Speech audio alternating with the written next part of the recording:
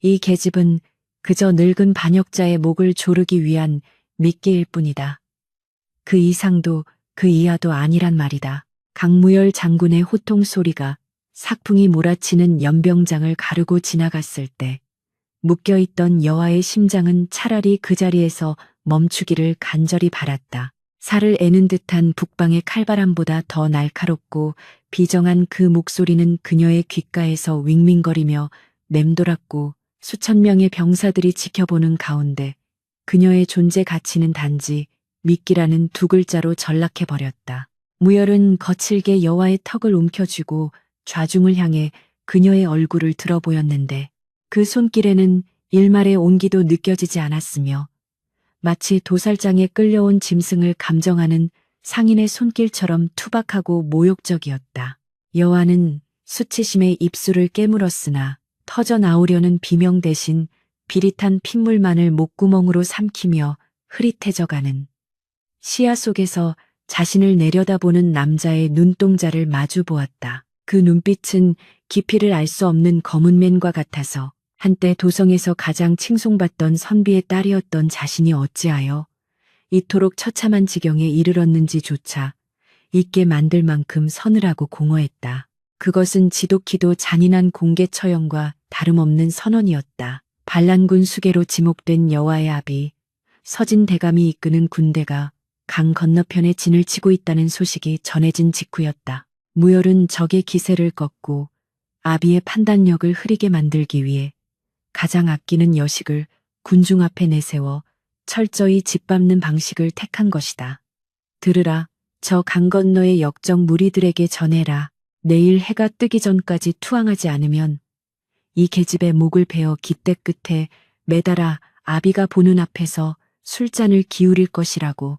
무열이 허리춤에서 뽑아든 장검이 겨울 햇살을 받아 서슬퍼런 빛을 뿜어내며 여와의 목덜미를 스치듯 겨누어졌고 그 차가운 금속의 감촉에 여와의 온몸에 소름이 돋아났다. 병사들은 장군의 서릿발 같은 기세에 압도되어 환호성조차 지르지 못한 채 숨을 죽였고 오직 깃발이 바람에 펄럭이는 소리만이 그 정막을 채우고 있었다. 여와는 눈을 감았다. 차라리 지금 이 순간 저 칼날이 내 목을 베어준다면 아비에게 짐이 되지 않고 이 고통스러운 생을 마감할 수 있을 텐데 하는 비극적인 생각이 머릿속을 스쳤다. 그러나 무열은 그녀를 죽이지 않았다. 대신 그는 경멸이 가득 담긴 손짓으로 병사들에게 신호를 보냈고 곧이어 거칠고 냄새나는 손들이 여와의 팔을 낚아채 끌고 가기 시작했다. 지하 감옥도 사치다. 말들이 머무는 마구간 옆 허름한 천막에 처박아 두거라. 얼어 죽지 않을 정도로만 감시해. 죽어서 시체가 되면 협상 카드로서의 가치도 떨어지니 말이다. 그의 마지막 말은 비수가 되어 여와의 등에 꽂혔다. 질질 끌려가는 동안 거친 자갈밭이 무릎을 긁어대고 얇은 비단 치마는 이미 흙탕물과 피로 얼룩져 본래의 색을 잃은 지 오래였다. 도성에서 곱게 자라 흙 한 번 묻혀본 적 없던 규수였던 그녀가 이제는 짐승보다 못한 취급을 받으며 병사들의 조롱 섞인 시선을 받아내야 하는 현실은 악몽보다 더 끔찍했다. 하지만 여아는 비명을 지르지 않았고 살려달라고 애원하지도 않았으며 그저 텅 빈 눈으로 하늘을 올려다보았다. 잿빛 구름이 잔뜩 낀 하늘은 금방이라도 폭설을 쏟아부을 듯 위협적이었고 그것은 마치 앞이 보이지 않는 그녀의 운명을 예고하는 듯했다. 여아가 내동댕이 쳐진 곳은 무열의 말대로 마구간 옆에 급조된 다 찢어진 천막이었다. 바닥에는 썩은 지푸라기가 깔려 있었고 곳곳에 난 구멍으로는 살을 해는 듯한 바람이 숭숭 들어와 뼛속까지 시리게 만들었다. 손목과 발목을 옥죄는 거친 밧줄 때문에 혈액순환이 되지 않아 사지가 저려왔고 며칠째 제대로 먹지 못한 위장은 쓰라린 통증을 호소했다. 밖에서는 병사들이 모닥불을 피워놓고 술을 마시며 떠드는 소리가 들려왔다. 독한 계집이야.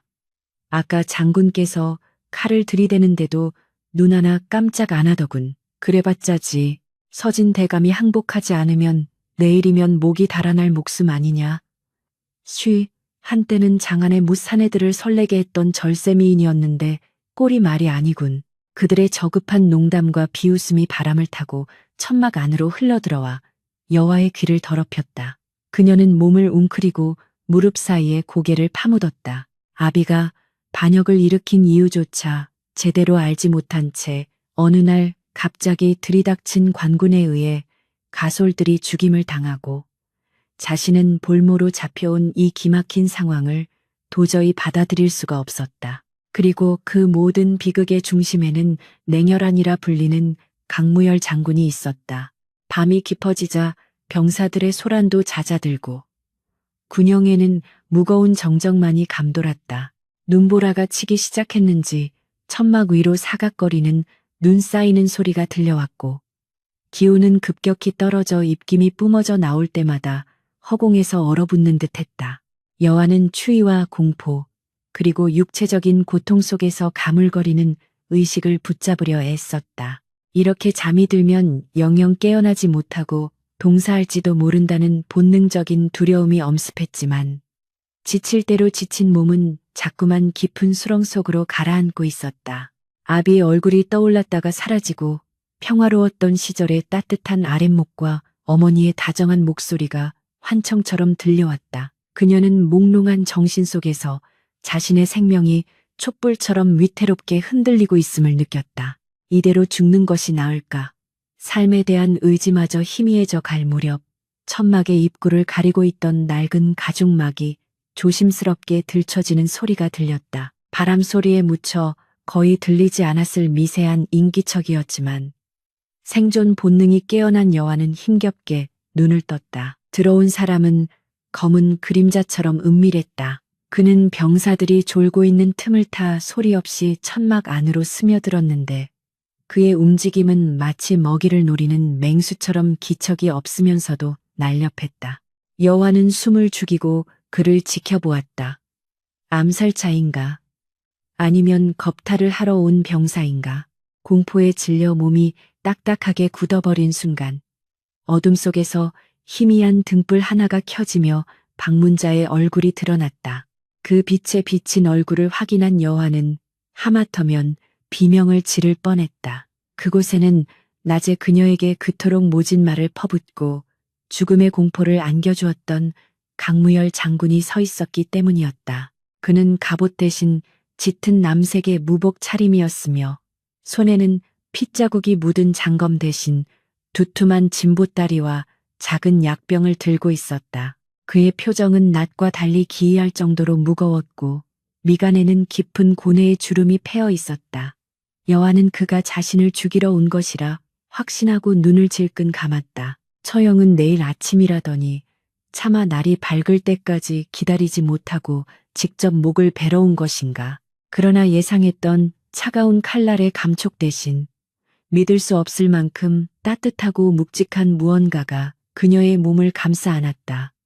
그것은 최고급 짐승의 털로 만든 두터운 담요였다. 놀란 여와가 눈을 뜨자 무열이 그녀의 앞에 한쪽 무릎을 꿇고 앉아 밧줄에 묶인 그녀의 손목을 조심스럽게 살피고 있는 모습이 들어왔다. 그의 거친 손가락이 피멍이 든 그녀의 손목을 스치자 따가움에 움찔했지만 그는 아랑곳하지 않고 가져온 약병을 열어 상처 부위에 약을 바르기 시작했다. 낮에 병사들 앞에서 그녀의 턱을 움켜쥐던 난폭함은 온데간데 없었고 마치 깨지기 쉬운 도자기를 다루듯 지극히 조심스럽고 섬세한 손길이었다. 여와는 이 상황을 도저히 이해할 수 없어 멍하니 그를 바라보았다. 왜? 갈라진 목소리가 겨우 입 밖으로 새어나왔다. 왜 이러시는 겁니까?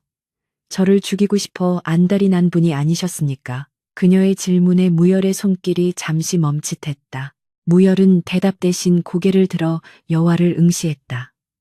등불 아래 드러난 그의 눈동자는 낮에 보았던 그 공허한 빔이 아니었다. 그 안에는 설명할 수 없는 복잡한 감정들이 소용돌이치고 있었는데 그것은 연민이기도 했고 분노이기도 했으며 깊은 슬픔이기도 했다. 그는 말없이 품에서 말린 육포와 따뜻한 물이 담긴 가죽 부대를 꺼내 여와의 입가에 가져다 대었다. 마셔라. 그의 목소리는 낮게 깔려 있었지만 낮의 그 고함 소리와는 달리 묘한 울림이 있었다. 여화가 고개를 돌리며 거부하자 그는 억지로라도 먹이겠다는 듯 단호하게 말했다. 살고 싶지 않으냐? 네 아비가 널 버렸다 해도 너는 살아야 할 것 아니냐? 그 말은 여화의 가슴을 후벼 팠지만 동시에 기이한 생존의 욕구를 자극했다. 그녀가 마지못해 물을 한 모금 삼키자 무열은 그제야 안도한 듯 짧은 한숨을 내쉬었다. 그는 잠시 주저하다가 자신이 두르고 있던 겉옷마저 벗어 담요 위에 겹쳐 덮어주었다. 그 옷에서는 희미하게나마 그의 채취와 온기가 남아 있었다. 낮에 내가 한 말은 잊어라. 무열이 나지막이 중얼거렸다. 그의 시선은 여화의 얼굴이 아닌 흔들리는 등불의 불꽃을 향해 있었다. 이곳은 전장이다. 약한 모습을 보이는 순간 너도 죽고 나도 죽는다. 네가 살 길은 적들에게 네가 아무런 가치 없는 존재로 보이는 것뿐이다. 그래야 그는 뒷말을 삼켰다. 그래야 왕실에서 파견된 감시관들이 너를 당장 죽이라고 압박하지 않을 것이며 그래야 네 아비가 무리한 공격을 감행하여 네가 휘말리는 일을 막을 수 있다는 말을 차마 할 수 없었다. 그는 자신이 악역을 자처해야만 그녀를 지킬 수 있다는 모순된 현실에 갇혀 있었다. 무열은 다시 한번 여화의 흐트러진 머리카락을 조심스럽게 넘겨주며 투박한 손바닥으로 그녀의 차가운 뺨을 감쌌다. 그 손은 뜨거웠다. 마치 얼음장 같은 그녀의 몸을 녹여버릴 듯이 버텨라. 무슨 수를 써서라도 살아남아라. 내가 방법을 찾을 때까지. 그 말을 끝으로 무열은 자리에서 일어났다. 그는 마치 아무 일도 없었다는 듯 다시 차가운 장군의 가면을 쓰고 등불을 챙겨 천막 밖으로 나갔다. 그가 떠난 자리에는 그가 남기고 간 담요와 겉옷, 그리고 뺨에 닿았던 손길의 온기만이 아련하게 남아 있었다. 여화는 멍하니 닫힌 천막 입구를 바라보았다. 혼란스러웠다. 낮에는 악귀 같던 사내가 밤에는 수호신처럼 다가와 상처를 보듬어 주다니. 그의 말대로라면 낮에 그 모든 모욕과 멸시가 자신을 살리기 위한 연극이었단 말인가. 하지만 그렇다고 해서 그가 적장이라는 사실은 변하지 않는다. 아비를 죽이려 하고 가문을 멸문지화로 몰아넣은 장본인이 바로 그가 아닌가. 여화는 머리가 터질 듯 복잡했지만 무열이 남기고 간 겉옷에서 풍기는 묵직한 향기에 취해 그리고 그 따뜻함에 취해 서서히 긴장이 풀리기 시작했다. 천막 밖으로 나온 무열은 하늘을 올려다보았다. 눈발이 점점 굵어지고 있었다.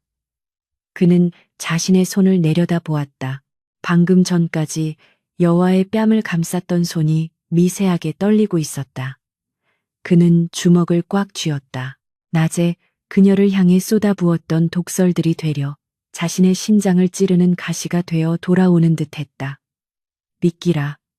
자주 섞인 웃음이 입가에 번졌다. 사실 그녀는 미끼가 아니라 자신의 심장을 쥐고 흔드는 유일한 약점이었다. 그녀를 처음 본 순간 역적의 딸이라는 신분보다 그녀의 눈빛에 담긴 강인함과 슬픔에 매료되었던 자신을 부정할 수 없었다.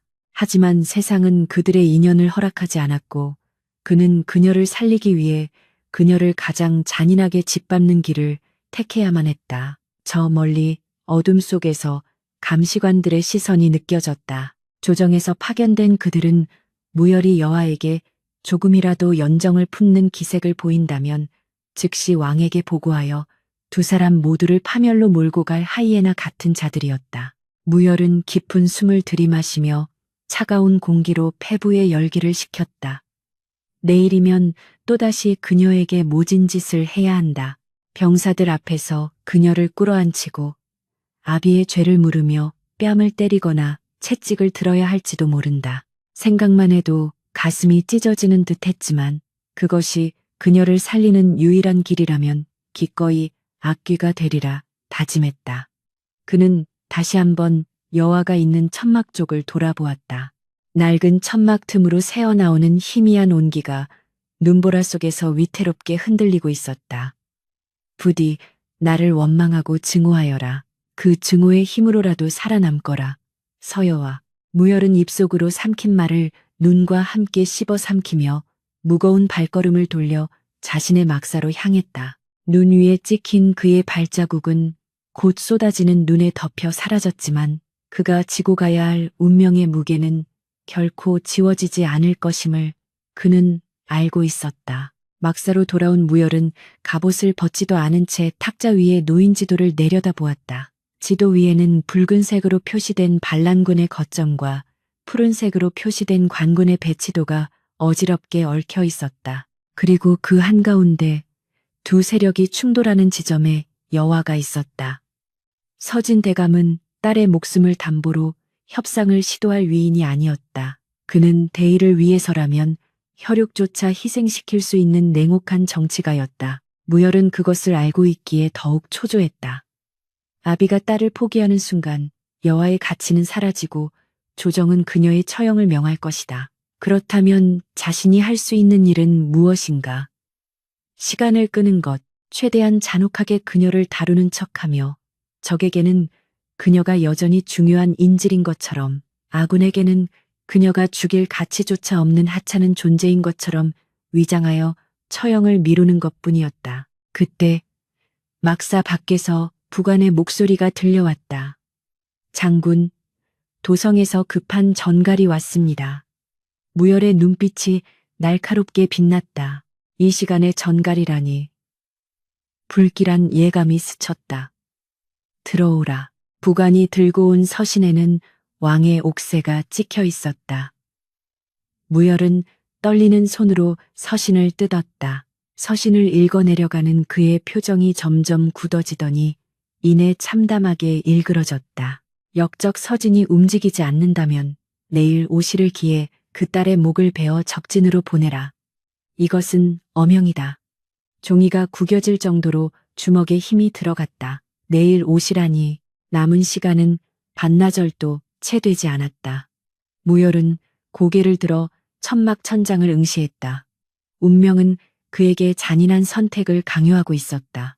충신으로서 왕의 명을 받들 것인가, 아니면 연정을 품은 여인을 위해 반역의 길을 감수할 것인가. 그의 눈앞에 방금 전 보고 온 담요를 덮고 웅크려 있던 여아의 모습이 아른거렸다. 여명을 알리는 붉은 빛이 동쪽 능선을 타고 넘어오기도 전에 여아는 뼈마디를 쑤시는 한기에 눈을 떴다.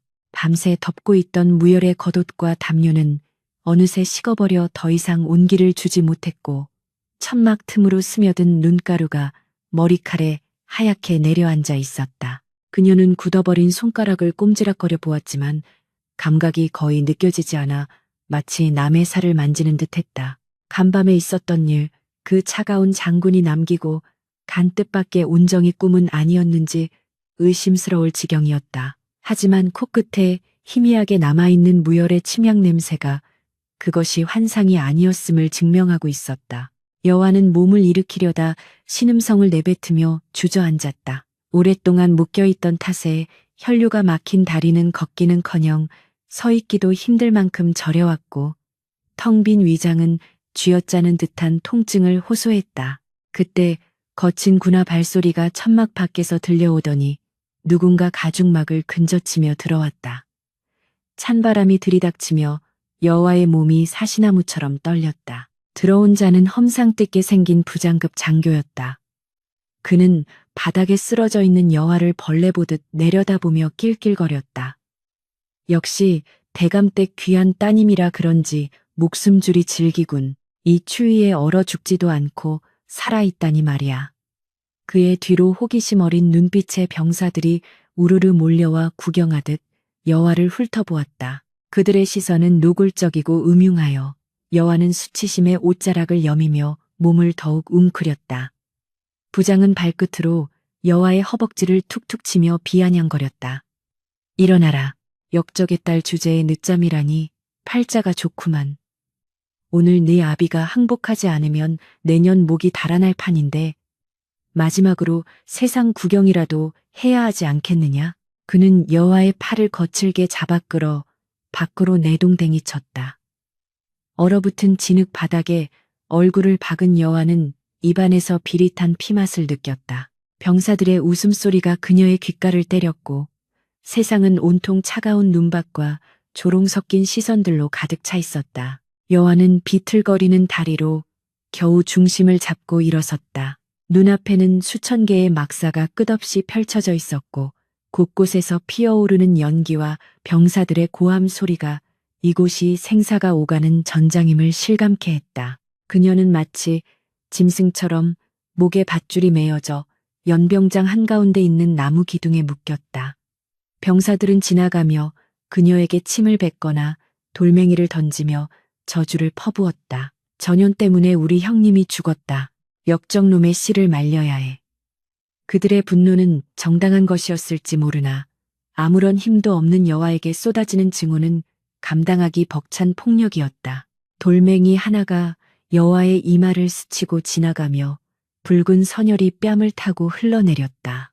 따끔거리는 통증보다 더 아픈 것은 자신이 아무런 죄도 없이 그저 누구의 딸이라는 이유만으로 이 모든 멸시를 받아내야 한다는 억울함이었다. 하지만 그녀는 입술을 꽉 깨물고 눈물을 보이지 않았다. 무열이 했던 말, 무슨 수를 써서라도 살아남으라는 그 말이 뇌리에 박혀 그녀를 지탱하고 있었다.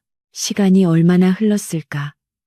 해가 중천에 떠오를 무렵 연병장 저편에서 웅성거리는 소리가 들려왔다. 병사들이 급히 길을 터주며 고개를 숙였고 그 사이로 검은 말 위에 올라탄 강무열 장군이 모습을 드러냈다. 그는 여전히 차갑고 무표정한 얼굴로 주위를 압도하며 다가왔다. 그의 시선이 기둥에 묶여 피를 흘리고 있는 여호와에게 꽂혔지만 눈썹 하나 까딱하지 않았다. 오히려 그의 눈빛은 더욱 매섭게 빛났다. 무열은 말에서 내려 여호와의 앞으로 걸어왔다. 그의 허리춤에 매달린 장검이 절그럭거리는 소리를 내며 위협적으로 다가왔다. 꼴이 아주 볼만하구나. 그가 싸늘하게 내뱉었다. 여호와는 고개를 들어 그를 바라보았다. 간밤에 그 따뜻했던 남자는 온데간데 없고 다시 잔혹한 적장의 모습으로 돌아와 있었다. 무열은 손가락으로 여호와의 이마에 흐르는 피를 닦아내더니 그 피 묻은 손가락을 혀로 핥으며 비릿한 미소를 지었다. 네 아비가 아직도 항복하지 않았다. 네가 흘리는 이 피냄새를 맡고도 정신을 못 차리는 모양이지. 그때 아까 여호와를 끌고 나왔던 부장이 다가와 아첨 섞인 목소리로 말했다. 장군, 이 계집이 아침부터 꾀병을 부리며 나오지 않으려 하기에 제가 좀 손을 봐주었습니다. 역적의 딸년에게는 메타작이 약 아니겠습니까? 부장은 무열의 칭찬을 기대하는 듯했으나 무열의 표정은 오히려 더 차갑게 굳어졌다. 무열은 천천히 고개를 돌려 부장을 응시했다. 손을 봐주었다. 그의 목소리는 낮았지만 주변의 공기를 얼어붙게 만들 만큼 서늘했다. 내 허락도 없이 포로에게 손을 대다니 내 놈이 장군이라도 된 줄 아는가 보군. 무열의 말에 부장의 얼굴이 사색이 되었다. 아, 아니, 그게 아니라 저는 그저 군기를 잡으려고. 무열은 대답도 듣지 않고 순식간에 부장의 정강이를 걷어찼다. 억소리와 함께 부장이 바닥에 나뒹굴자 주위의 병사들이 숨을 죽였다. 무열은 쓰러진 부장을 밟으며 소리쳤다. 이 계집은 내 전리품이자 협상 도구다. 감히 누가 내 물건에 흠집을 낸단 말이냐. 가치를 떨어뜨린 죄를 물어 내 놈의 목을 칠 수도 있다.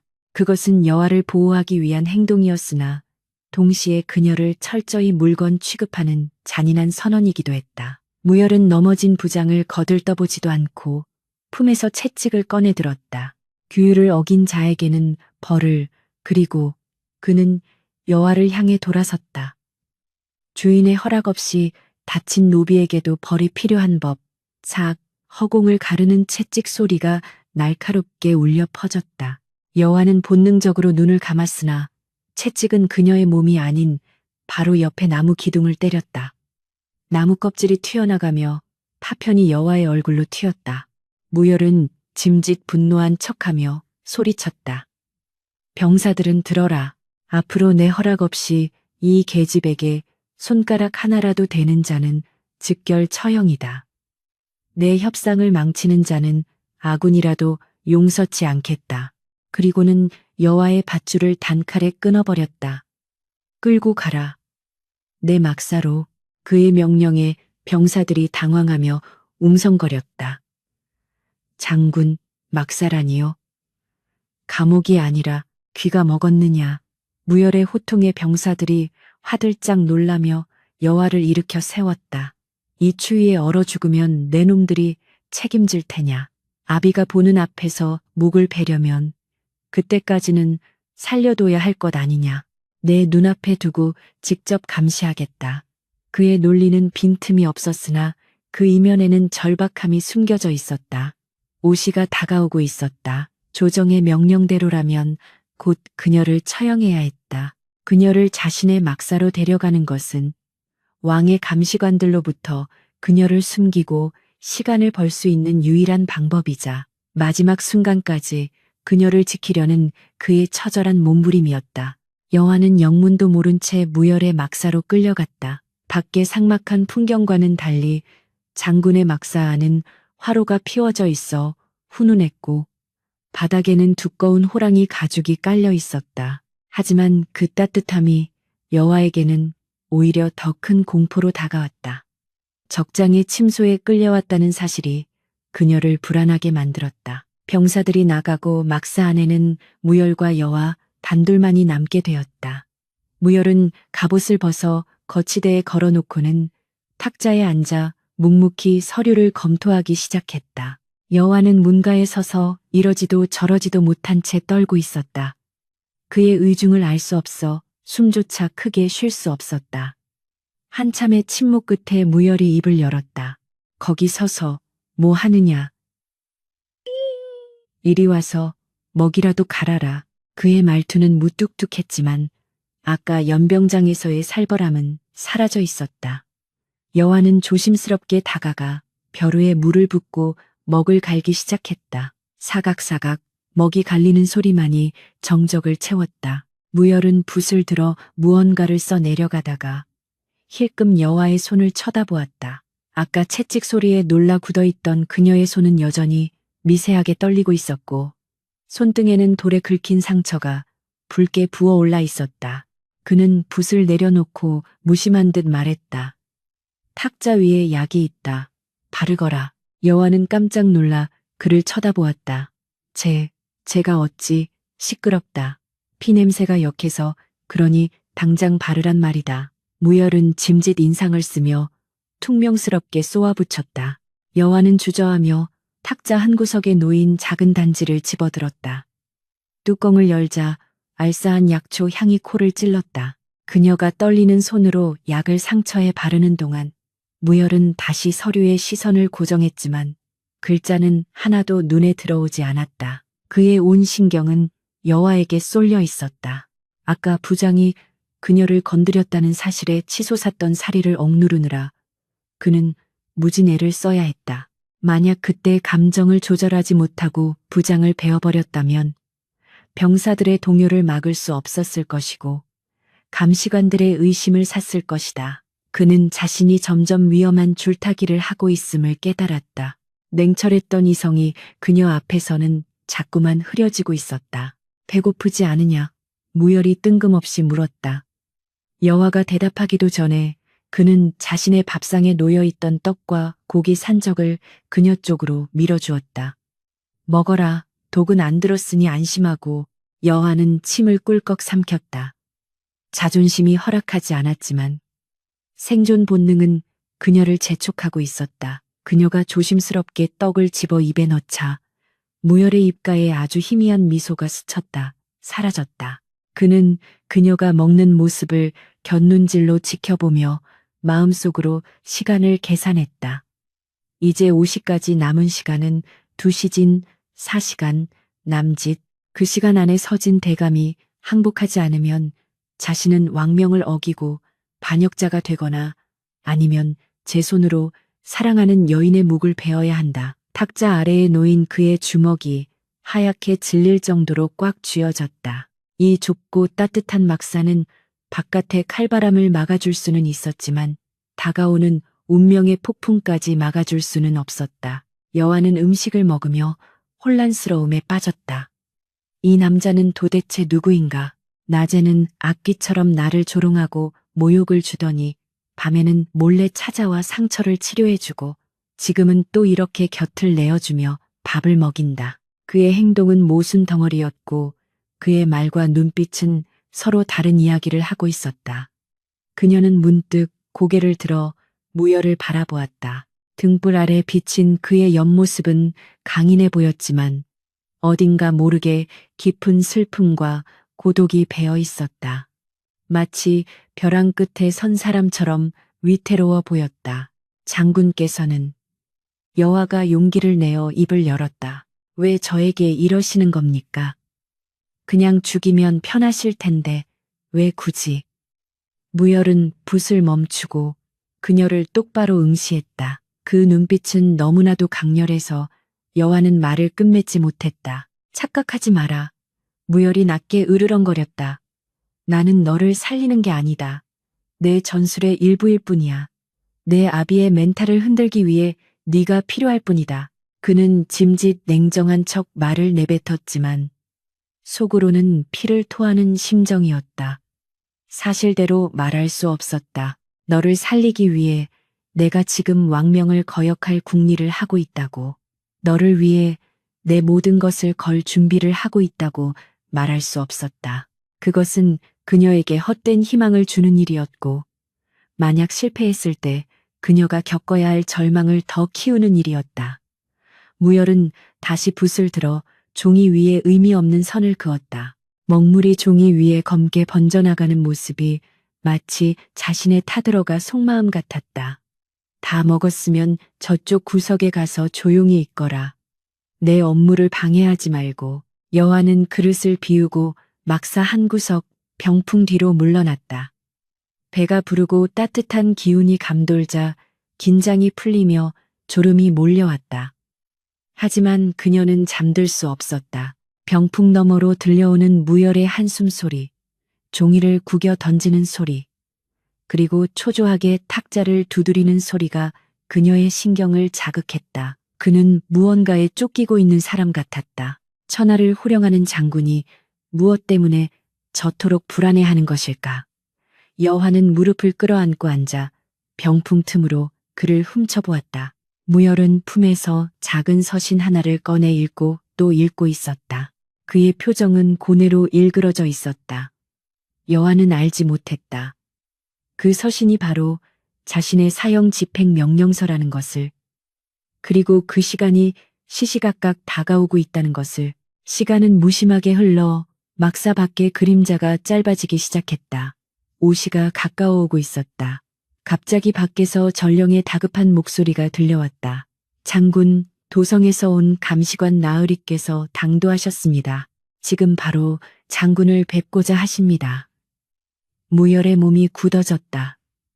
올 것이 왔다. 감시관이 왔다는 것은 처형을 독촉하러 왔다는 뜻이다. 무열은 천천히 자리에서 일어났다. 그의 눈빛이 매섭게 돌변했다. 그는 허리춤에 장검을 꽉 움켜쥐었다. 그리고 병풍 뒤에 숨어있는 여화 쪽을 한번 쳐다보았다. 그 눈빛에는 결연한 의지가 담겨 있었다. 기다려라. 내 너를 반드시 지킬 것이다. 그는 말없이 속으로 맹세하며 굳게 닫힌 막사 문을 향해 걸어갔다.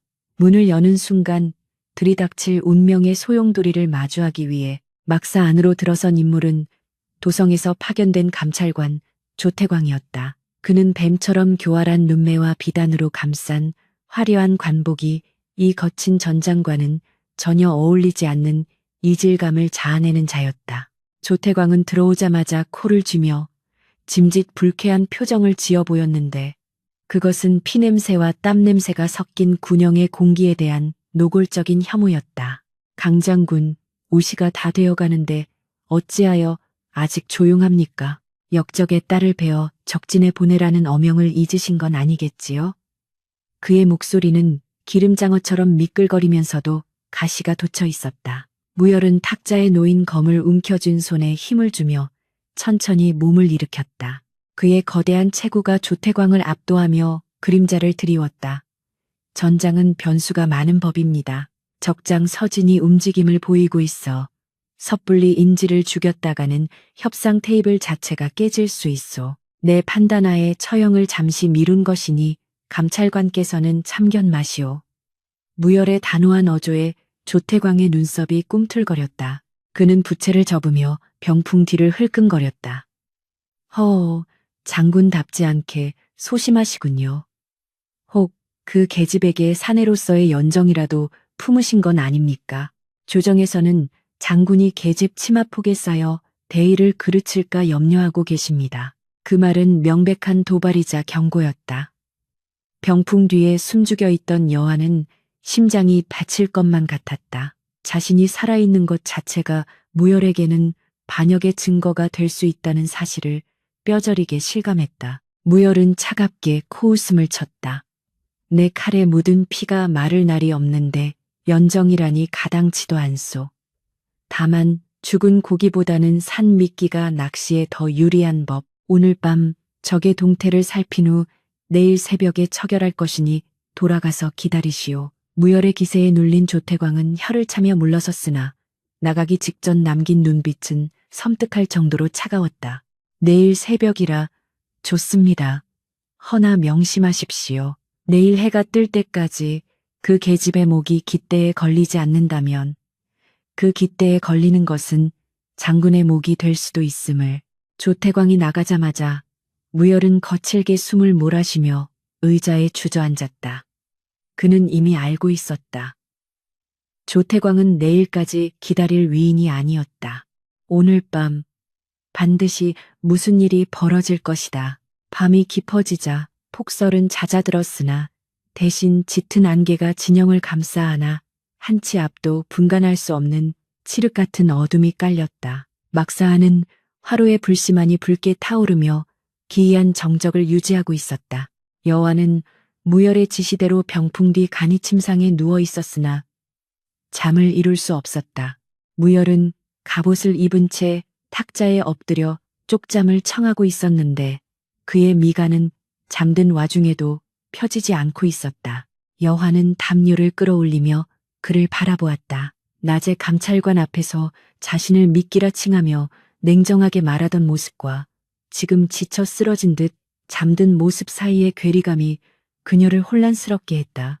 그때였다. 천막의 천장이 소리 없이 찢어지더니 검은 복면을 쓴 자객 하나가 그림자처럼 내려앉았다.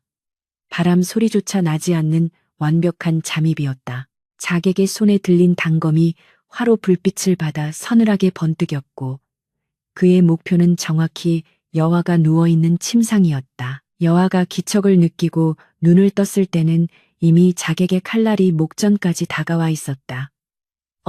비명조차 지르지 못한 채 공포에 질린 그녀의 동공이 확장되었다. 죽음의 공포가 온몸을 마비시킨 찰나.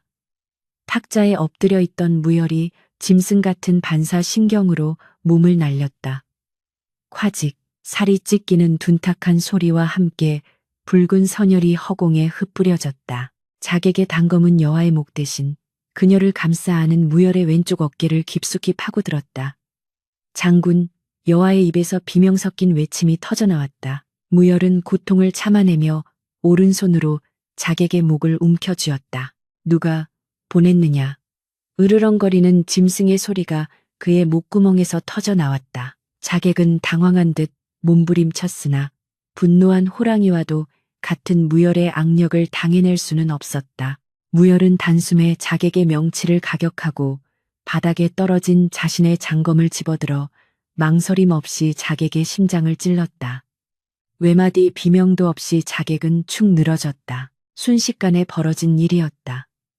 막사하는 피비린내로 진동했고 여화는 피투성이가 된 채 자신을 끌어안고 있는 무열을 멍하니 올려다보았다. 그의 왼쪽 어깨에는 자객의 단검이 박힌 채 검붉은 피가 콸콸 쏟아져 나와 여화의 옷을 적시고 있었다.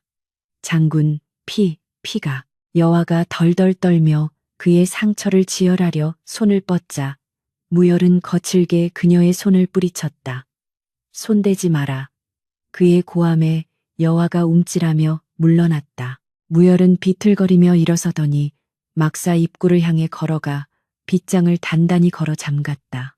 그리고는 다시 여와에게 돌아와 무릎을 꿇고 그녀의 어깨를 꽉 쥐었다. 놀라게 해서 미안하다.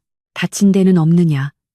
그 상황에서도 그는 자신의 상처보다 여와의 안위를 먼저 물었다. 그의 얼굴은 피를 너무 많이 흘려 창백하게 질려 있었고 이마에는 식은땀이 비오듯 흐르고 있었다. 여와는 눈물이 핑 도는 것을 느끼며 고개를 저었다. 저는 괜찮습니다. 하오나 장군께서 소리내지 마라. 무열이 검지를 입술에 가져다 대며 속삭였다. 밖에 감찰관의 눈과 귀가 깔려 있다. 내가 부상을 입었다는 사실이 알려지면 놈들은 즉시 병사들을 선동해 너를 죽이고 지휘권을 빼앗으려 들 것이다. 그는 고통으로 일그러진 얼굴로 미소를 지어 보이려 애썼다. 그러니 아무 일도 없었던 것이다. 알겠느냐? 말을 마친 무열의 몸이 휘청거리더니 이내 여와의 품으로 무너져 내렸다. 장군, 여와는 급히 그를 받아 안았다. 그의 몸은 불덩이처럼 뜨거웠다. 자기의 칼에 독이 발라져 있었던 것이 분명했다. 여와는 공포와 절망감에 휩싸였지만 곧 정신을 차렸다. 그가 자신을 지키기 위해 목숨을 걸었다면 이제는 자신이 그를 지켜야 했다. 그녀는 떨리는 손으로 자신의 속치마를 찢어 붕대를 만들고 탁자 위에 있던 약병과 물을 가져왔다. 무열의 어깨에 박힌 단검을 뽑아내는 일은 끔찍한 고통을 수반하는 작업이었다. 여와는 입술을 깨물며 단검 손잡이를 잡았다. 장군, 조금만 참으십시오. 그녀가 힘을 주어 단검을 뽑아내자 솟구치는 피와 함께 무열이 낮은 신음을 토해내며 기절하듯 고개를 떨구었다. 여와는 급히 상처 부위를 지혈하고 약을 쏟아부은 뒤 찢어낸 천으로 단단히 동염했다. 그녀의 손은 피범벅이 되었고 하얀 소복은 붉게 물들었으나 그녀는 멈추지 않았다. 밤새도록 그녀는 물수건으로 그의 이마를 식히고 피 묻은 바닥을 닦아내며 사투를 벌였다. 자객의 시체는 병풍 뒤 깊숙한 곳으로 끌어다 숨겼다. 여인의 몸으로 감당하기 힘든 공포였지만 눈앞에서 꺼져가는 무열의 생명을 붙잡아야 한다는 일념 하나가 그녀를 움직이게 했다. 새벽녘이 되자 무열의 열이 더욱 심해지며 헛소리를 하기 시작했다. 그는 악몽을 꾸는 듯 고개를 저으며 식은땀을 흘렸다. 여와는 그의 곁에 붙어 앉아 땀을 닦아주며 그의 손을 꼭 잡았다. 그토록 차갑고 강인해 보였던 손이 지금은 어린아이의 손처럼 뜨겁고 무력하게 떨리고 있었다. 가지 마라. 춥다. 무열이 웅얼거렸다. 여와는 가슴이 미어지는 듯한 통증을 느꼈다. 예, 가지 않습니다. 여기 있습니다. 그녀가 귓가에 속삭이자 무열은 잠시 안정을 찾는 듯 하더니 다시금 괴로워하며 소리쳤다. 안 돼. 그 아이는 건드리지 마라. 여와는 내 목숨이다. 그 한마디가 여와의 심장을 관통했다. 여와. 그가 처음으로 자신의 이름을 불렀다. 계집, 미끼, 인질이 아닌 온전한 그녀의 이름이었다. 그 순간 여와의 뇌리에 지난 며칠간의 기억들이 주마등처럼 스쳐 지나갔다. 차가운 감옥에 몰래 가져다 준 따뜻한 담요, 병사들 앞에서의 모진 매질이 실은 자신을 보호하기 위한 연극이었다는 것, 그리고 방금 전 자신의 목을 노리던 칼날을 몸으로 막아낸 그 희생까지 모든 퍼즐 조각이 맞춰지며 진실이 드러났다. 그는 처음부터 자신을 죽일 생각이 없었다. 아니, 오히려 세상 모든 사람이 자신을 죽이려 할 때 유일하게 자신을 살리려 했던 사람이 바로 이 남자였다. 여와의 눈에서 하염없이 눈물이 흘러내려 무열의 손등을 적셨다. 바보 같은 분, 어찌 적장의 딸에게 이토록. 그녀는 무열의 얼굴을 어루만지며 오열을 삼켰다. 원망과 증오로 가득 찼던 마음의 방에 알 수 없는 연민과 애틋함이 밀려들어와 자리를 잡았다. 그것은 칼날 위에서 피어난 위태롭고도 처절한 연심이었다. 무열이 다시 눈을 뜬 것은 아침 햇살이 막사 안으로 비스듬히 들어올 무렵이었다. 그는 깨질 듯한 두통과 어깨에 통증을 느끼며 신음했다. 눈앞이 흐릿한 가운데 자신을 내려다보고 있는 여아의 얼굴이 보였다. 그녀의 눈은 퉁퉁 부어 있었고 옷에는 피가 말라붙어 있었지만 그 어느 때보다 단단하고 맑은 눈빛을 하고 있었다. 장군, 정신이 드십니까? 여아가 서둘러 물 한 모금을 그의 입에 흘려넣어 주었다. 무열은 겨우 물을 삼키고 정신을 차리려 애썼다. 자신이 살아있다는 사실, 그리고 여아가 무사하다는 사실에 안도감이 밀려왔다. 그는 팔을 들어 올리려 했으나 극심한 통증에 포기하고 힘없이 물었다. 자객은 병풍 뒤에 숨겨두었습니다. 아무도 들어오지 않았습니다. 여아의 침착한 대답에 무열은 놀란 눈으로 그녀를 바라보았다. 겁에 질려 울고만 있을 줄 알았던 양반집 교수가 밤새 시체와 함께 있으면서 자신을 간호했다는 사실이 믿기지 않았다. 왜? 무열의 목소리는 갈라져 있었다. 도망칠 수도 있었을 텐데. 내가 죽게 내버려 두고 혼란을 틈타 도망칠 수도 있었을 텐데 왜 나를 살렸느냐? 그것은 그가 가장 묻고 싶었던 질문이자 가장 두려워했던 질문이었다. 여아는 잠시 침묵하다가 물수건으로 그의 이마를 닦아주며 담담하게 말했다. 장군께서 제게 그러셨지요. 살고 싶지 않으냐고. 저를 살리기 위해 장군께서 목숨을 거셨는데 제가 어찌 저만 살겠다고 도망칠 수 있겠습니까? 그녀의 손길이 무열의 뺨에 닿았다. 이번에는 무열도 피하지 않았다. 그리고 장군께서 밤마다 제게 덮어주시던 담요가 얼마나 따뜻했는지 이제야 알았습니다. 여아의 말에 무열의 동공이 흔들렸다. 들켰구나. 자신의 감정을, 그 서툰 배려를 이 영민한 여인은 이미 다 알아버린 것이다. 두 사람 사이에 흐르던 팽팽한 긴장감은 사라지고 대신 애틋하고 무거운 공기가 그 자리를 채웠다. 적과 적, 인질과 포로로 만난 두 사람이었지만 죽음의 문턱을 함께 넘으며 서로의 진심을 확인한 순간이었다. 무열은 아픈 팔을 억지로 움직여 여아의 손을 잡았다. 그의 손은 여전히 뜨거웠지만 이제는 병 때문이 아니었다. 약속하마. 무열이 쉰 목소리로 그러나 결연하게 말했다. 내 목숨이 붙어 있는 한 누구도 너를 해치지 못하게 할 것이다. 설령 그것이 왕명이라 할지라도 그것은 반역의 맹세이자 사랑의 고백이었다. 여아는 그의 손을 두 손으로 감싸쥐며 고개를 끄덕였다. 그녀 역시 마음속으로 맹세했다. 이 남자가 가는 길이 지옥 불길이라 해도 끝까지 함께 하겠노라고. 그때 막사 밖에서 조태광의 목소리가 들려왔다. 강장군, 날이 밝았습니다. 어젯밤 편안하셨습니까? 이제 약속을 이행하셔야지요.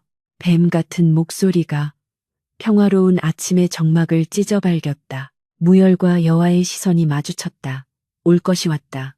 무열은 이를 악물며 몸을 일으키려 했다. 내 갑옷을 다오. 나가봐야겠다. 비틀거리는 그를 여아가 부축했다. 몸이 이 지경이신데 어찌 내가 나가지 않으면 놈들이 들이닥칠 것이다. 그러면 끝장이야. 무열은 고통을 삼키며 여아의 도움을 받아 갑옷을 걸쳤다. 피 묻은 붕대를 갑옷 속에 감추고 창백한 안색을 가리기 위해 찬물로 세수를 했다. 그는 다시금 냉철한 장군의 가면을 썼지만 그 가면 뒤에 있는 눈빛은 예전과 달랐다. 이제 그는 지켜야 할 것이 생긴, 그래서 더 강하고 더 위험해진 짐승이었다. 무열은 장검을 허리에 차고 여아를 돌아보았다. 여기 있거라. 내 신호가 있을 때까지 절대 나오지 마라. 그는 마지막으로 여아의 눈을 깊이 들여다본 뒤도 돌아보지 않고 막사 밖으로 나갔다. 펄럭이는 천막 자락 사이로 들어온 아침 햇살이 여아의 얼굴을 비췄다. 그녀는 무열이 나간 자리를 바라보며 두 손을 모았다. 폭풍 전야와도 같은 고요함 속에서 그녀의 심장은 다가올 운명을 예감한 듯 격렬하게 뛰고 있었다. 이제 더 이상 물러설 곳은 없었다. 사랑과 죽음, 그 사이에서 춤을 추는 칼날 위로 두 사람은 함께 발을 내디딘 것이다. 역적의 딸을 끌어내라. 지금 당장 전현의 목을 베어 깃대에 매달지 않으면 여기 있는 너희 모두를 영모 방조죄로 다스릴 것이다. 조태광의 찢어지는 듯한 고함 소리가 새벽의 정적을 깨뜨리자 수천 명의 병사들이 웅성거리며 동요하기 시작했다. 막사 밖으로 나온 강무열은 끓어오르는 분노와 어깨를 짓누르는 통증을 동시에 삼키며 조태광을 노려보았다. 그의 안색은 창백했으나 눈빛만은 굶주린 늑대처럼 형형하게 빛나고 있어 감히 누구도 그 앞을 막아서지 못했다. 그러나 조태광은 왕의 교지를 높이 쳐들며 병사들을 압박했다. 무엇들 하느냐. 저자는 지금 사사로운 정에 이끌려 대의를 망치고 있다. 어명을 받들라. 저 막사를 뚫고 들어가 계집의 목을 가져오는 자에게 천금을 내리고 벼슬을 높여줄 것이다. 탐욕과 공포가 뒤섞인 명령에 결국 전공의 눈이 먼 일부 병사들이 창을 겨누며 조심스럽게 막사 쪽으로 발을 옮기기 시작했다. 무열은 허리춤에 장검을 뽑아들었다. 챙강하는 금소금이 서늘한 공기를 갈랐고 그는 땅에 칼을 꽂으며 포효하듯 외쳤다. 이 선을 넘는 자는 누구든 내 칼에 베일 것이다. 그것이 설령 금상 전하의 특사라 할지라도 예외는 없다. 그 순간 지축을 울리는 북소리가 강 건너편에서부터 들려오기 시작했다. 둥둥둥. 그것은 단순한 경고가 아니었다. 죽음을 각오한 진격의 신호였다. 파수병이 다급하게 막루에서 소리쳤다. 적습, 적습이다. 반란군이 강을 건너오고 있다. 전군 전투 태세. 서진 대감이 딸의 처형 소식을 듣고 이성을 잃은 채 전병력을 이끌고 도강을 감행한 것이었다. 얼어붙은 강 위로 수만 명의 군사가 개미떼처럼 밀려오고 있었고 선두에는 백발을 휘날리며 말을 달리는 서진이 있었다.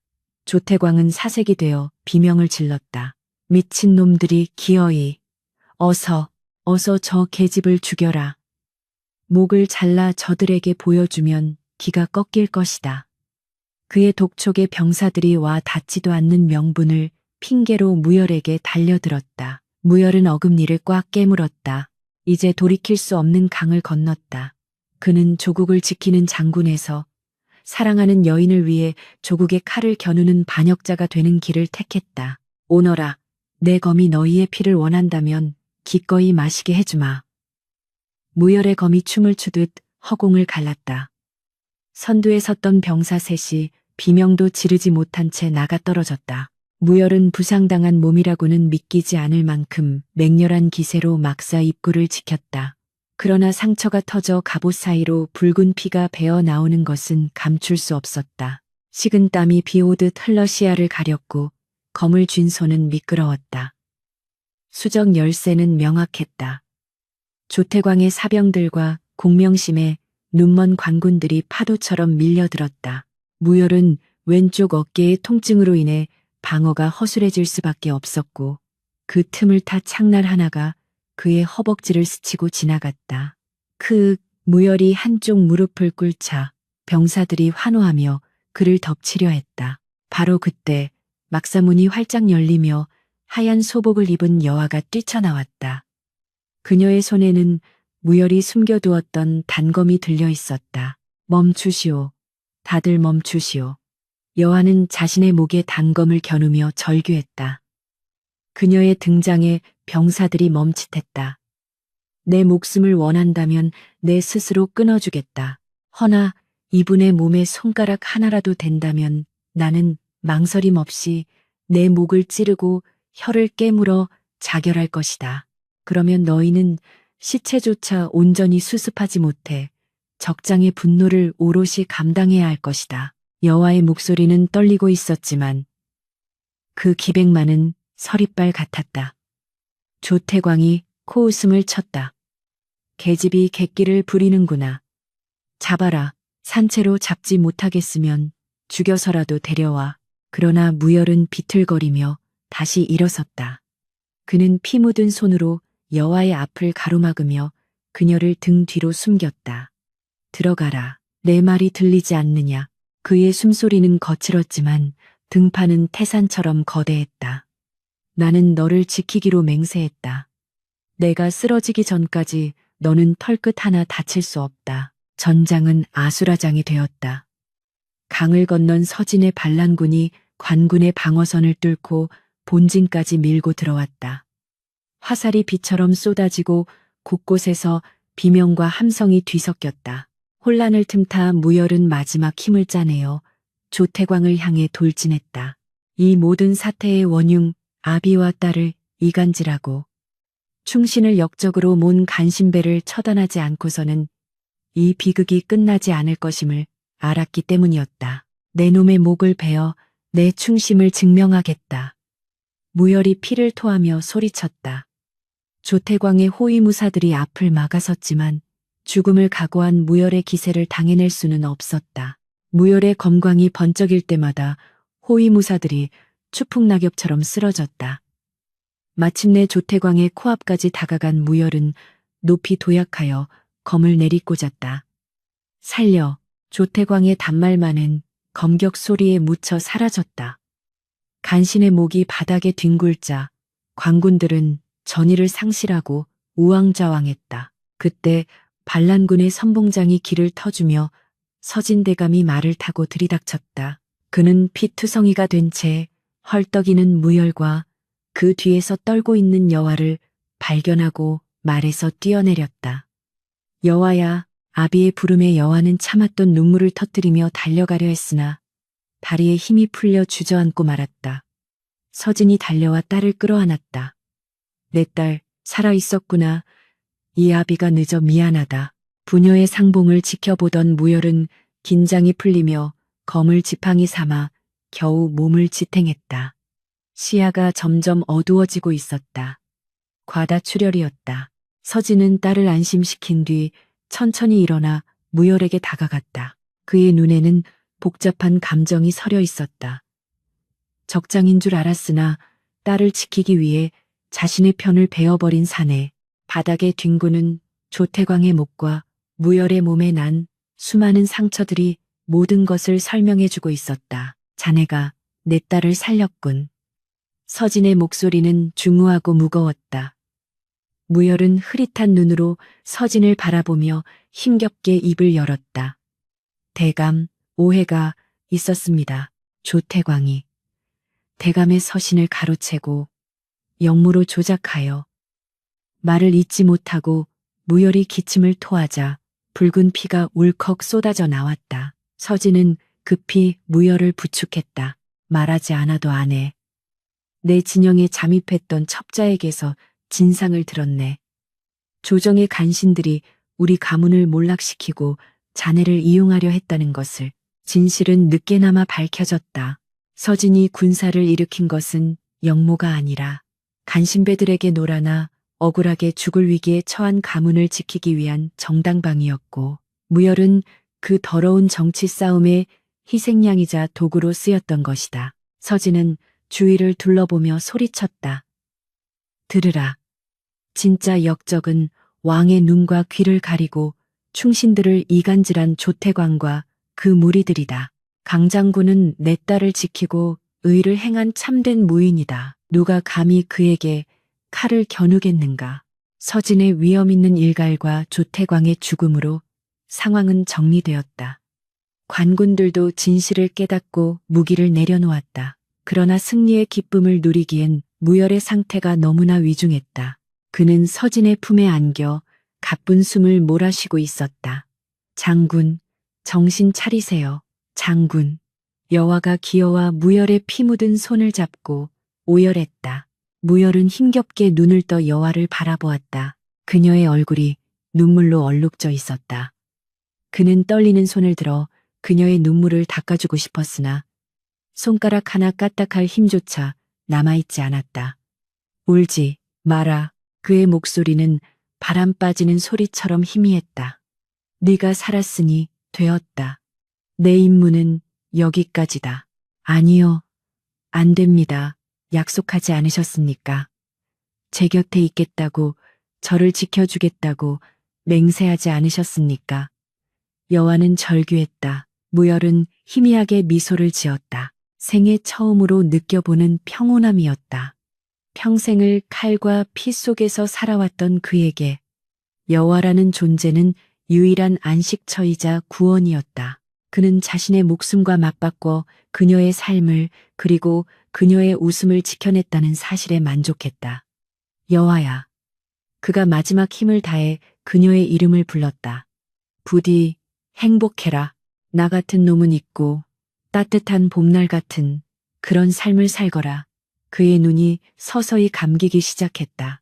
잡고 있던 여호와의 손에서 힘이 빠져나갔다. 장군, 장군, 눈을 뜨세요. 제발. 여호와의 비명이 전장에 메아리 쳤다.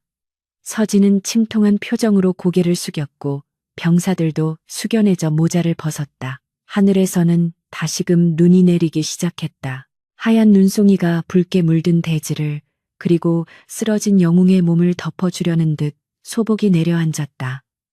여호와는 무열을 품에 안고 놓지 않았다.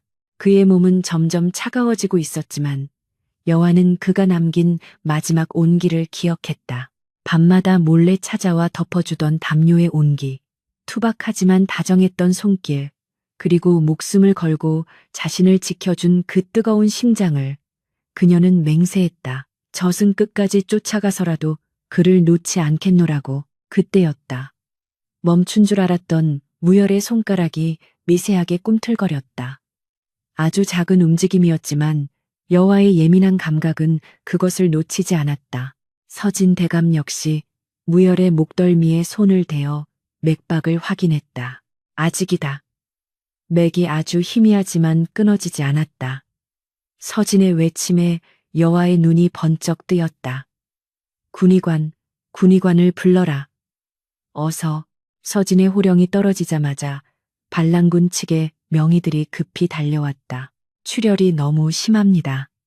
하지만 심장의 기운이 강인하여 버티고 있습니다. 서둘러 지혈하고 본진으로 옮겨야 합니다. 희망의 불씨가 되살아났다. 여호와는 입술을 깨물며 무열의 귀에 속삭였다. 들리십니까, 장군? 죽지 마세요. 저를 두고 가시면 용서하지 않을 것입니다. 제발, 살아만 주세요. 군의관들이 무열을 들것에 싣고 급히 이동하기 시작했다. 여호와는 그 뒤를 따르며 한시도 눈을 떼지 않았다. 눈 내리는 벌판 위로 붉은 핏자국이 길게 이어졌지만 그것은 죽음으로 가는 길이 아니라 생명으로 가는 길이었다. 서진대감은 남은 병사들을 수습하고 조태광의 목을 수거하여 도성으로 보낼 준비를 했다. 이제 싸움의 양상은 달라질 것이다. 간신의 죽음으로 조정은 발칵 뒤집힐 것이고 진실이 밝혀지면 서진의 누명도 벗겨질 것이다. 하지만 지금 여호와에게 중요한 것은 가문의 명예나 정치적 승리가 아니었다. 오직 하나, 자신을 위해 모든 것을 버린 저 남자가 다시 눈을 뜨는 것뿐이었다. 들것에 실려가는 무열의 얼굴 위로 하얀 눈이 내려앉았다 녹아내렸다. 마치 여호와의 눈물처럼 폭풍 같았던 하루가 저물어가고 운명은 이제 그들에게 마지막 장을 남겨두고 있었다. 매서웠던 북풍 한설이 물러가고 얼어붙었던 계곡의 얼음장 밑으로 졸졸거리는 물소리가 들려오기 시작했다. 피비린내 진동하던 전장에서 강무열이 죽음의 문턱을 넘나든지 벌써 3번의 해가 바뀌어 세상은 어느덧 완연한 봄 기운으로 가득 차 있었다. 도성에서 멀리 떨어진 깊은 산골, 지리산 자락에 어느 이름 없는 외딴 집 앞마당에는 연분홍 복사꽃이 흐드러지게 피어 바람이 불 때마다 꽃비가 되어 흩날리고 있었다. 그 평화로운 풍경 속에 한 사내가 장작을 패고 있었다. 투박한 무명옷을 입고 머리를 질끈 동여맨 사내는 다름 아닌 강무열이었다. 한때 천하를 호령하며 적들을 공포에 떨게 했던 귀신 장군이었으나 지금의 그는 그저 아내를 위해 땔감을 장만하는 평범한 촌부의 모습이었다. 다만 그가 도끼를 내리칠 때마다 걷어붙인 소매 아래로 드러나는 흉터들과 왼쪽 다리를 미세하게 저는 모습만이 그가 지나온 치열했던 삶의 흔적을 말해주고 있었다. 서방님, 새참 드시고 하세요. 맑고 고운 목소리와 함께 살인문 쪽에서 여화가 광주리를 머리에 이고 걸어왔다. 그녀는 더 이상 비단 옷을 입은 대감댁 교수가 아니었다. 소박한 무명 치마 저고리에 수건을 두른 모습이었지만 화장기 없는 얼굴은 오히려 예전보다 훨씬 더 생기가 넘치고 아름다웠다. 무열은 하던 일을 멈추고 도끼를 내려놓은 뒤 땀을 훔치며 환하게 미소 지었다. 그 미소에는 지난날의 그늘이나 도끼는 찾아볼 수 없었고 오직 사랑하는 여인을 향한 다정함만이 가득했다. 힘든데 뭐하러 여기까지 오시오. 내가 내려가면 될 것을.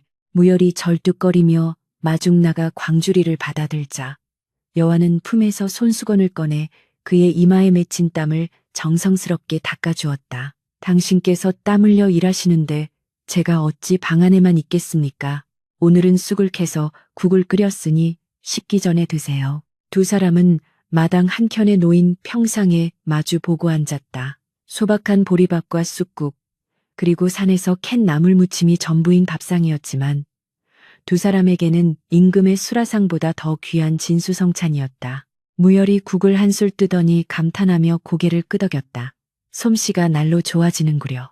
도성 최고의 요리사도 울고 가겠소. 여화는 수줍게 웃으며 무열의 밥그릇에 나물을 얹어주었다. 입에 발린 소리는 그만두십시오. 처음 이곳에 왔을 때는 밥을 다 태워 먹어 며칠을 굶지 않았습니까? 두 사람은 서로를 바라보며 소리내어 웃었다. 그 웃음소리가 봄바람을 타고 산골짜기로 퍼져나갔다. 3년 전 그 처절했던 전투가 끝난 후 서진 대감의 누명은 벗겨졌고 조태광 일파는 처단되었다. 왕은 무열의 공을 치하하여 더 높은 벼슬을 내리려 했으나 무열은 모든 것을 사양했다. 그는 자신의 검에 묻은 너무 많은 피에 지쳐 있었고 권력의 비정한 속성에 환멸을 느꼈다. 서진 대감의 만류에도 불구하고 그는 여화의 손을 잡고 이 깊은 산속으로 들어와 은둔하는 삶을 택했던 것이다. 식사를 마친 후 무열은 여화의 무릎을 베고 평상에 누웠다. 따사로운 햇살이 나뭇잎 사이로 비쳐 그의 얼굴 위로 일렁거렸다. 여화는 무열의 머리카락을 쓰다듬으며 그의 왼쪽 눈썹 위에 남은 옅은 흉터를 손가락으로 훑었다. 이 흉터를 볼 때마다 그때 생각이 납니다. 여화가 나직이 말했다. 장군께서 저를 향해 칼을 겨누던 그날 얼마나 무서웠는지 아십니까? 무열은 눈을 감은 채 픽 웃었다. 그때 내 연기가 너무 완벽하지 않았소? 사실 칼을 쥔 손이 어찌나 떨리던지 들킬까봐 조마조마했소. 거짓말 마세요. 정말로 저를 베어버릴 기세였습니다. 여화가 짐짓 토라진 척하며 그의 볼을 꼬집자 무열이 눈을 뜨고 그녀의 손을 잡아 자신의 입술로 가져갔다. 그때는 내가 어리석었소. 당신을 살리는 길이 오직 당신을 밀어내고 상처 주는 것뿐이라 믿었으니까. 하지만 이제는 아니요. 다시는 당신 눈에 눈물 나게 하지 않겠다고 내 목숨을 걸고 맹세하지 않았소. 오후가 되자 무열은 다시 밭으로 나갔고 여화는 마루에 앉아 바느질을 시작했다. 그녀가 짓고 있는 것은 무열의 낡은 손바지를 기워 만든 덧신이었다. 한 땀 한 땀 바늘을 꽂을 때마다 그녀는 지금의 행복이 꿈이 아니기를 기도했다. 3년 전 죽어가던 무열을 살리기 위해 그녀는 지극정성으로 간호했다. 의원조차 가망이 없다고 고개를 저었을 때 그녀는 밤새 그의 곁을 지키며 끊임없이 말을 걸었다. 살아서 나와 함께 봄꽃을 보자고, 함께 늙어가자고. 기적처럼 무열이 눈을 떴을 때 그들은 더 이상 장군과 인질이 아닌 생사를 함께한 반려자가 되어 있었다. 아버지 서진대감도 처음에는 무열을 반대했으나 딸을 위해 목숨을 버린 그의 진심을 확인하고는 두 사람의 인연을 축복해 주었다. 가끔 인편을 통해 아버지의 서신과 생필품이 도착하곤 했는데 서신에는 다시 조정으로 돌아오라는 권유 대신 부디 행복하게 잘 살거라는 짧은 당부만이 적혀 있곤 했다. 어느덧 해가 서산으로 넘어가고 산골 마을에 어둠이 내리기 시작했다. 밤이 되자 산바람은 제법 쌀쌀해져 옷깃을 여미게 만들었다. 무열과 여화는 아궁이에 군부를 지피고 방 안에 자리를 잡았다. 훈훈한 온기가 방 안을 가득 채우자 노곤함이 밀려왔다. 무열은 벽장 속에서 두툼한 목화솜 이불을 꺼내왔다. 그 이불을 보자 여화의 입가에 묘한 미소가 번졌다. 기억나십니까? 그 옛날 차가운 막사 안에서 제게 몰래 덮어주시던 그 담요. 무열은 쑥스러운 듯 헛기침을 하며 이불을 폈다. 그때는 당신이 얼어 죽으면 내 계획이 틀어질까봐 그랬던 것뿐이라니까. 아직도 그런 핑계를 대십니까? 여화가 웃으며 그에게 다가갔다. 그날 밤 장군께서 남기고 가신 그 담요가 얼마나 따뜻했는지 모릅니다. 몸보다 마음이 먼저 녹아내렸지요. 이 남자는 나를 죽이려는 게 아니구나. 나를 살리려 하는구나. 그때 처음 알았습니다. 무열은 말없이 여화를 바라보다가 그녀를 와락 끌어안았다. 그의 품은 넓고 단단했으며 심장 소리가 힘차게 울리고 있었다. 그때는 당신을 안고 싶어도 안을 수가 없었소. 내 손이 닿으면 당신이 더러워질까봐, 내 업보가 당신에게 옮겨갈까봐 두려웠소. 그래서 밤에 몰래 들어가 이불만 덮어주고 도망치듯 나왔던 거지. 무열의 목소리가 가늘게 떨렸다. 그는 여전히 과거의 죄책감을 마음 한구석에 품고 살아가고 있었다. 수많은 사람을 죽인 손으로 여화를 만지는 것이 과연 옳은 일인지 그는 매일 밤 자문하곤 했다. 여화는 그런 무열의 마음을 꿰뚫어 보듯 그의 등 뒤로 손을 둘러 그를 마주 안았다. 당신의 손은 더럽지 않습니다. 그 손으로 나라를 지켰고 아버지를 지켰고 무엇보다 저를 지키셨습니다.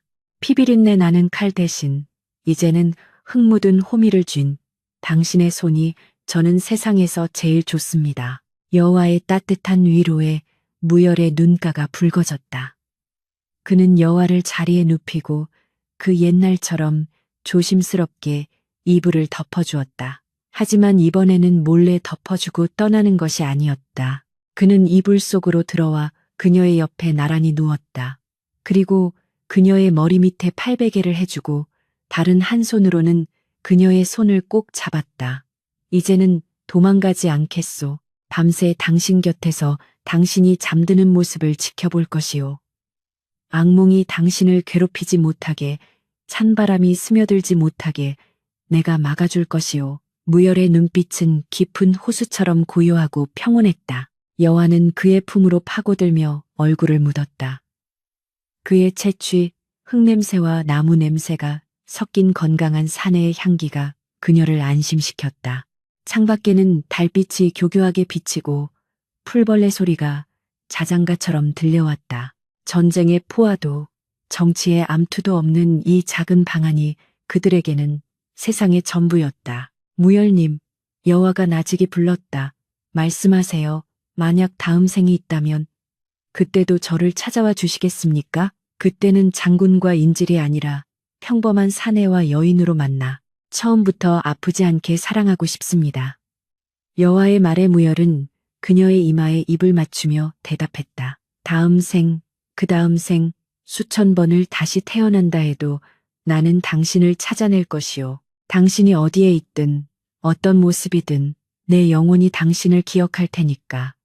그때는 당신을 보자마자 내 품에 안고 평생 놓아주지 않을 것이오. 엇갈린 시간 따위는 없이 오직 사랑만 하며 살겠소. 두 사람은 서로의 눈을 깊이 응시했다. 말하지 않아도 통하는 진심이 오갔다. 촛불이 사그라들고 방 안이 어둠에 잠겼지만 두 사람의 사랑은 어둠 속에서 더욱 밝게 빛나고 있었다. 밤이 깊어가고 산골짜기에는 평화로운 정적만이 감돌았다. 한때는 서로에게 칼을 겨누고 상처를 주어야만 했던 비극적인 운명의 주인공들이었지만 이제 그들은 서로의 상처를 보듬으며 가장 평범하고 소박한 행복을 누리고 있었다. 차가운 얼음장 같았던 말들은 봄눈 녹듯 사라지고 불꽃 같았던 밤은 이제 은은한 화롯불처럼 변하여 그들의 삶을 덮여주고 있었다. 무열이 여화의 어깨를 토닥이며 잠을 청했다. 규칙적으로 들려오는 그의 숨소리에 맞춰 여화도 서서히 꿈나라로 빠져들었다. 그녀의 꿈속에서는 더 이상 쫓기는 공포도 헤어짐의 슬픔도 없었다. 오직 흐드러지게 핀 복사꽃밭을 두 사람이 손잡고 거니는 영원히 깨지 않을 아름다운 봄날만이 펼쳐져 있었다. 세상 사람들은 강무열 장군이 전장에서 장렬히 전사했다고 믿거나 혹은 어딘가로 사라져 신선이 되었다고 수군거렸다. 하지만 진실은 아무래도 상관없었다. 그는 명예로운 장군이 되기보다 한 여인의 지아비가 되는 길을 택했고 그 선택은 그에게 진정한 구원을 가져다 주었다. 진정한 강함이란 칼을 휘둘러 적을 베는 것에 있는 것이 아니라 소중한 것을 지키기 위해 기꺼이 자신의 모든 것을 내려놓을 수 있는 용기에 있음을, 그리고 가장 차가운 절망 속에서도 사랑이라는 꽃은 반드시 피어난다는 것을 그들의 이야기는 묵묵히 전해주고 있었다. 지리산 깊은 골짜기, 봄바람이 머무는 그곳에 세상에서 가장 따뜻한 사랑이 숨쉬고 있었다. 지리산 깊은 골짜기에 다시금 매서운 겨울이 찾아왔다. 앙상한 나뭇가지들이 바람에 서로 부대끼며 기기묘묘한 소리를 내었고 밤새 내린 눈은 초가지붕을 두툼하게 덮어 세상과 이 작은 오두막을 단절시켜 버린 듯했다. 강무열은 마당 한 구석에서 도끼질을 하고 있었으나 그의 손놀림은 예전처럼 거침없거나 정교하지 못했다. 평소라면 단칼에 쪼개졌을 장작이 몇 번이나 빗나갔고 그의 이마에는 한겨울임에도 불구하고 식은땀이 송골송골 맺혀 있었다. 그가 이토록 불안해하는 이유는 단 하나, 방 안에서 들려오는 아내 여화의 가쁜 숨소리 때문이었다. 해산달이 차오른 지는 이미 며칠이 지났으나 오늘 새벽부터 시작된 진통이 해가 중천에 뜬 지금까지도 멈추지 않고 이어지고 있었다. 무열은 도끼를 내동댕이치듯 내려놓고 거친 숨을 몰아쉬며 자신의 두 손을 내려다보았다. 투박하고 굳은 살이 박인 그 손은 수많은 적의 목을 베고 피를 묻혔던 사륙에 익숙한 손이었다. 갑자기 덜컥 겁이 났다. 과연 이 더러운 손으로 갓 태어난 핏덩이를, 그 티 없이 맑은 생명을 안을 자격이 자신에게 있는 것인가? 과거 전장에서 베어버린 수많은 생명들의 원혼이 혹시라도 아이에게 해를 끼치지는 않을까 하는 부질없는 망상이 꼬리에 꼬리를 물고 그의 심장을 조여왔다. 서방님. 방 안에서 여아의 억눌린 신음성이 새어나오자 무열은 화들짝 놀라 방문 앞으로 달려갔다. 하지만 차마 문을 열고 들어갈 수는 없었다. 산 아래 마을에서 어렵게 모셔온 산파 할멈이 산의 대장부는 부정이 타니 절대 들어오지 마시오 라고 엄포를 놓았기 때문이었다. 무열은 문고리를 잡으려던 손을 허공에서 멈추고 안절부절 못하며 문 밖을 서성거렸다. 여화야, 괜찮으냐? 내가 해줄 수 있는 게 없느냐? 그의 목소리는 물기 어린 애원으로 가득 차 있었다. 방 안에서 산파에 타박하는 소리가 들려왔다. 아이고, 이 양반아, 밖에서 그렇게 소란을 피우면 산모가 더 힘들어한데도 그러네. 가서 물이나 한 솥 더 끓여오시오. 무열은 산파의 호통에 허둥지둥 부엌으로 달려갔다. 평생 천군만마 앞에서도 눈 하나 깜짝하지 않았던 천하의 강무열이 지금은 시골 할멈의 말 한마디에 혼비백산하여 움직이는 꼴이 우스꽝스러웠지만 그에게는 지금 이 순간이 생애 가장 치열하고 두려운 전장이었다. 부엌 아궁이 앞에 쭈그리고 앉아 불을 지피던 무열은 타오르는 불꽃을 멍하니 바라보았다. 불길 속에서 문득 3년 전 그날의 기억이 떠올랐다. 여화를 인질로 잡아 차가운 천막에 가둬두고 혹여 얼어 죽을까봐 몰래 숨어 들어가 담요를 덮어주던 그 밤. 그때 여화는 공포에 질려 떨면서도 살고자 하는 의지를 놓지 않았었다. 그때 내가 너를 살린 것이 아니라 네가 나를 살린 것이었구나. 무열은 깨달았다. 그때 여화가 살아남아 주었기에 지금의 자신이 있고 이렇게 가슴 벅찬 두려움을 느낄 수 있는 미래가 존재한다는 것을.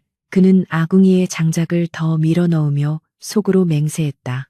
그때는 너를 춥게 했지만 이제 내 목숨이 붙어 있는 한 너와 우리 아이에게는 단 한 줄기의 찬바람도 허락하지 않으리라. 방바닥이 절절 끓도록 불을 떼고 또 댔다. 그것은 그가 할 수 있는 유일한 속죄이자 사랑의 표현이었다. 그때 살인문 밖에서 눈을 밟는 뽀드득 소리가 들려왔다. 무열은 경계심 어린 눈빛으로 부엌 칼을 챙겨들고 밖으로 나갔다. 이 깊은 산골에 그것도 폭설이 내린 날 찾아올 사람은 없었다. 혹시라도 과거의 정적들이 보낸 자객은 아닐까 하는 본능적인 살기가 그의 온몸을 휘감았다. 그러나 눈보라를 뚫고 나타난 인물은 뜻밖에도 장인어른 서진 대감이었다. 가끈은 비뚤어지고 도포자락은 눈에 젖어 엉망이었지만 그의 등에는 커다란 보따리가 매여 있었다. 장인어른, 이 험한 날씨에 어찌. 무열이 놀라 달려나가 그를 부축했다. 서진 대감은 헐떡이는 숨을 고르며 무열의 손을 꽉 잡았다. 내 딸은 여아는 어찌 되었나? 소식을 듣고 한달음에 달려왔는데 눈길이 막혀 늦고 말았네. 일국의 재상이었던 그가 체면도 잊은 채 딸의 안위를 묻는 모습은 영락없는 친정압이었다. 아직 진통 중입니다. 산파가 안에 있습니다. 무열의 대답에 서진은 안도의 한숨을 내쉬며 보따리를 풀었다. 그 안에는 산모에게 좋다는 귀한 약재와 아이를 위한 비단 베네쩌고리가 한가득 들어있었다. 이걸 먹이게. 도성에서 가장 용한 의원에게 지어온 순산 약일세. 서진이 가져온 약을 다려 방 안으로 들여보낸 후 두 사내는 마루에 나란히 앉아 하염없이 내리는 눈을 바라보았다. 어색한 침묵이 흘렀다. 한때는 서로에게 칼을 겨누었던 적과 적, 그리고 가문을 몰락시킬 뻔했던 원수와 피해자.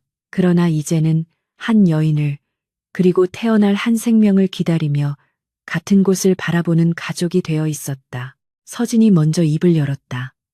자네, 원망스럽지 않나? 내 딸만 아니었다면 자네는 지금쯤 대장군이 되어 부귀영화를 누리고 있었을 텐데, 이런 산골짜기에서 촌부로 늙어가는 것이 억울하지 않으냔 말일세. 무열은 씁쓸한 미소를 지으며 고개를 저었다. 부귀영화는 뜬구름과 같고 권력은 칼날 위의 꿀과 같더군요. 핥을수록 혀가 베이는 줄도 모르고 탐하게 되지요. 저는 이곳에서 여아와 함께 밥을 먹고 눈을 치우고 서로의 체온을 나누는 지금이 제 인생의 황금기라 생각합니다. 그의 대답에는 한치의 망설임도 없었다. 서진은 말없이 고개를 끄덕이며 무열의 어깨를 두드려 주었다. 그 투박한 손길에서 사위로서 그리고 아들로서 인정받았다는 따스함이 전해져 왔다. 해가 서산으로 넘어가고 어둠이 짙게 깔릴 무렵 방 안에서 여와의 비명소리가 절정에 달했다. 으아악. 찢어질 듯한 그 소리에 무열은 자리를 박차고 일어났다. 심장이 터질 것만 같았다. 그는 마당 한가운데로 뛰어내려가 눈밭에 무릎을 꿇었다. 차가운 눈이 무릎을 적셨지만 느껴지지 않았다. 그는 밤하늘을 올려다보며 두 손을 모았다. 평생 신을 믿지 않았고 자신의 운명은 스스로 개척한다고 믿었던 그였다. 그러나 지금 인간의 힘으로 어찌할 수 없는 생명의 신비 앞에서 그는 가장 나약한 존재가 되어 기도를 올렸다. 하늘이시여, 제발 제 아내를 살려주십시오. 제가 지은 죄가 많다면 저를 치십시오. 제 팔다리를 가져가고 제 목숨을 거두어가도 좋으니 부디 저 사람과 아이만은 무사하게 해주십시오. 그의 눈에서 뜨거운 눈물이 흘러내려 눈밭을 녹였다. 피비린내 나는 전장에서도 흘리지 않았던 눈물이었다. 그것은 두려움의 눈물이 아니라 간절한 사랑의 증거였다. 그 순간 응애, 응애 하는 우렁찬 울음소리가 밤 공기를 가르고 울려 퍼졌다. 세상의 모든 소음을 잠재우는 가장 강력하고 아름다운 소리였다. 무열은 멍하니 소리가 나는 쪽을 바라보았다. 몸이 굳어 움직여지지 않았다. 곧이어 방문이 벌컥 열리고 산파가 얼굴 가득 웃음을 띠며 소리쳤다. 대장부, 들어오시오. 고추요. 아주 튼튼한 아들이여. 그 소리에 무열은 비틀거리며, 아니 거의 기어가다시피 방 안으로 들어갔다. 방 안은 후끈한 열기와 비릿한 피냄새, 그리고 설명할 수 없는 달콤한 전내로 가득 차 있었다. 그곳에 땀에 흠뻑 젖어 파리해진 얼굴을 한 여아가 누워 있었고 그녀의 품에는 붉은 강보에 쌓인 작은 생명이 꿈틀거리고 있었다. 여아는 무열을 보자마자 힘없이 그러나 세상에서 가장 환한 미소를 지어 보였다. 서방님, 우리 아이예요. 무열은 떨리는 손을 옷자락에 문질러 닫고 조심스럽게 다가갔다. 여아가 아이를 그에게 건네려 하자 그는 뒷걸음질 쳤다. 나는 안 돼. 내 손은 거칠어서. 아이가 다칠지도 몰라. 그의 눈동자가 흔들렸다. 여전히 자신의 손에 묻은 보이지 않는 피를 두려워하고 있었다. 그러자 여아가 힘겹게 몸을 일으켜 무열의 손을 잡아당겼다.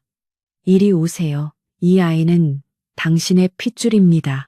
당신이 지켜낸 생명이에요.